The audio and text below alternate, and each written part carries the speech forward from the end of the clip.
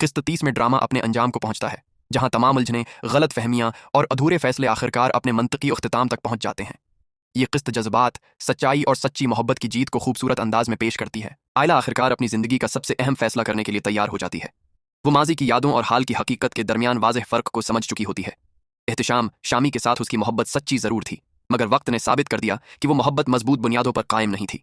बार बार की बेयकीनी, दबाव और साथ न देने की वजह से आयला के दिल में उसके लिए एतमाद खत्म हो चुका होता है। एहतिशाम उस आखिरी किस्त में भी एक बार फिर आयला को मनाने की कोशिश करता है। वो अपनी गलतियों का एतराफ़ करता है और चाहता है कि सब कुछ पहले जैसा हो जाए, लेकिन इस बार आयला जज्बात के बजाय हकीकत को तरजीह देती है।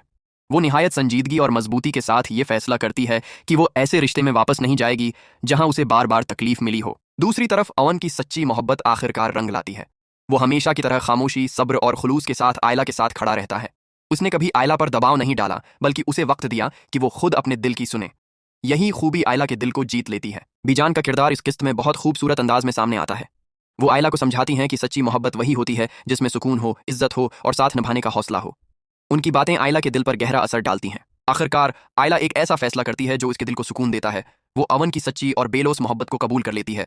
ये फैसला सिर्फ मोहब्बत की बुनियाद पर नहीं, बल्कि आतिमाद, इज्जत और साथ निभाने की सलाहियत को देखकर किया जाता है। किस्त के अख्तिताम में एक मुसब्बत और खुशगवार फजा दिखाई जाती है, जहां रिश्ते बेहतर होते नजर आते हैं और नफरतों की जगह मोहब्बत लेने लगती है। आयला और अवन की कहानी एक नई शुरुआत के साथ मुकम्मल होती है, जबकि एहतिशाम अपनी गलतियों से सबक सीखता है। आयला जज्बात के बजाय हकीकत पर मबनी फैसला करती है। एहतिशाम अपनी गलतियों का एतराफ़ करता है, मगर देर हो चुकी होती है। अवन की सच्ची मोहब्बत को कामयाबी मिलती है। बीजान की नसीहतें फैसला करने में अहम किरदार अदा करती हैं। आखिरी किस्त एक खूबसूरत पैगाम देती है कि सच्ची मोहब्बत वही है जो वक्त, हालात और आजमाइशों के बावजूद कायम रहे।